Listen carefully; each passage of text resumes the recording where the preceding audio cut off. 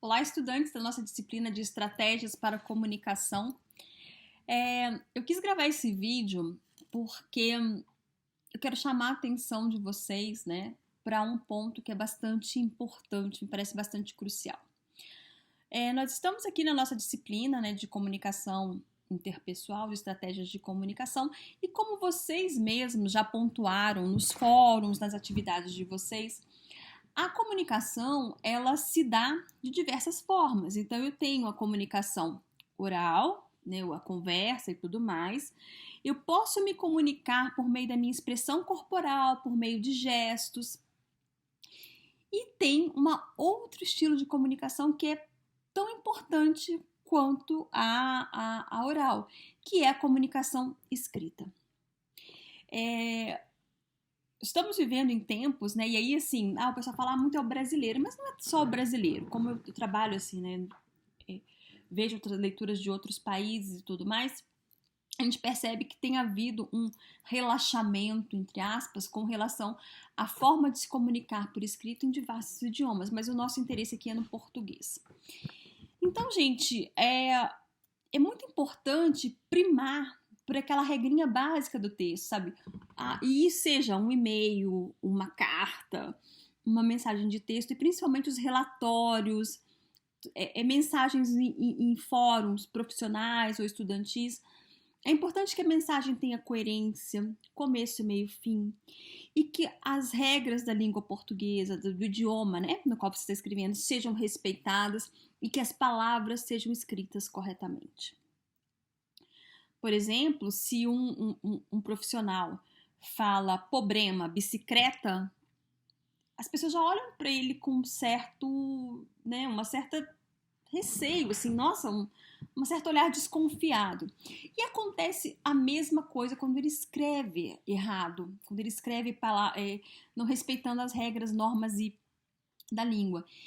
E muitas vezes, gente, o escrever errado pode até mudar o sentido do que você está querendo comunicar.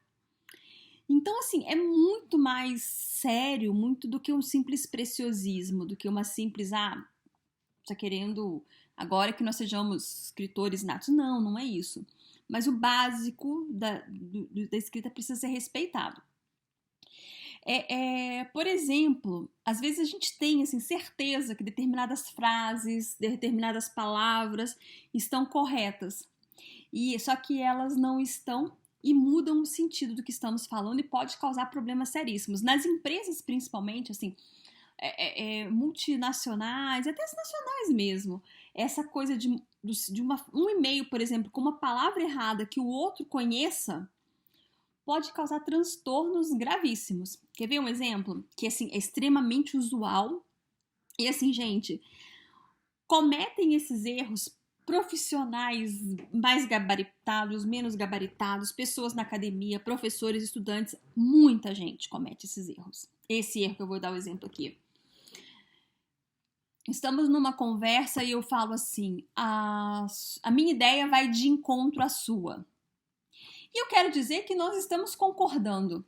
Só que, na verdade, quando eu digo que a minha ideia vai de encontro à sua, eu estou dizendo que eu não concordo com você. Porque, sabe por quê? Quando um carro vai de encontro a um poste, ele bate, é atrito. Concordam? Então, Juliana, qual seria o certo? A minha ideia vai ao encontro da sua. Esse é o certo. Tá? Vou escrever artigo científico, por exemplo, não sei como é que é o TCC de vocês, mas palavras-chave. Não, gente, é palavras-chave. E isso é fundamental saber.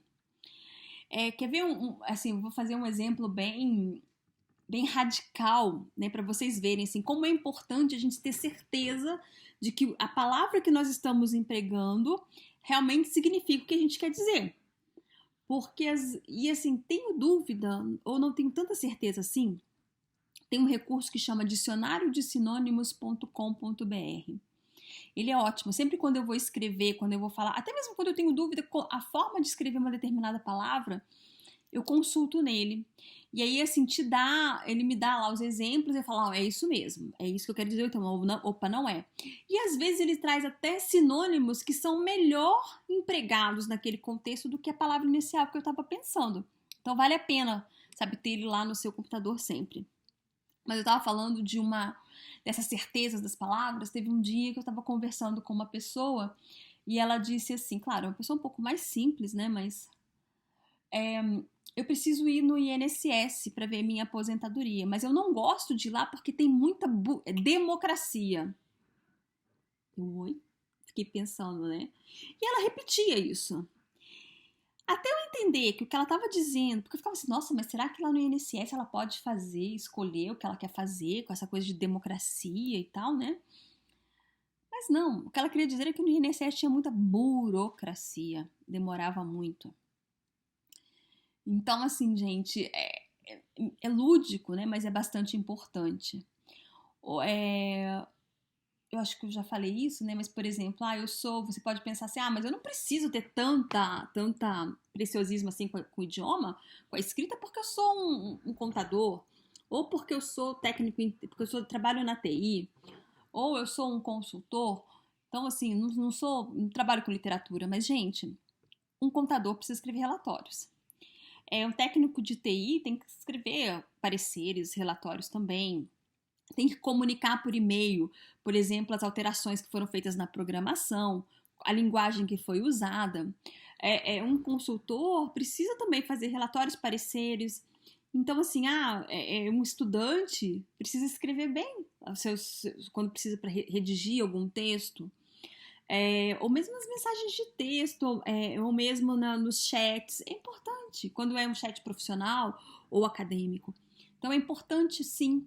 E a pessoa que escreve bem se comunica melhor e é assim mais bem-vinda. Outra coisa que é bastante importante é o uso, e precisa prestar atenção, é com o uso das palavras em língua estrangeira. Por exemplo, feedback. O que é feedback? Muitas pessoas já usam feedback já está estabelecido, as empresas, então assim, eu não vou mudar o feedback para outra coisa.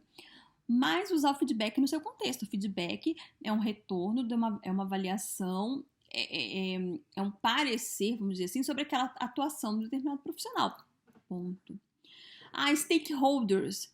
Stakeholders são os pares, são as pessoas envolvidas. Então, será que eu preciso usar stakeholder sempre? Ou eu posso usar outra palavra no português, que talvez fique mais simpático naquele contexto? Então, gente, é bem importante, atentem-se para isso, principalmente quando falamos que estamos estudando aqui comunicação, estratégias de comunicação, e uma excelente estratégia de comunicação é escrever bem e corretamente, e é falar bem e corretamente. Tá bom? Um abraço para vocês e até a próxima!